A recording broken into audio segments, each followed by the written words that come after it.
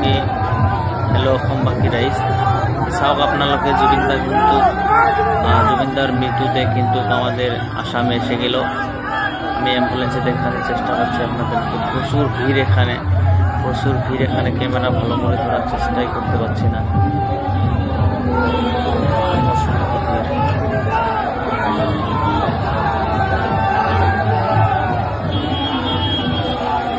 এখানে আছি, এখানে হয়তো হবে।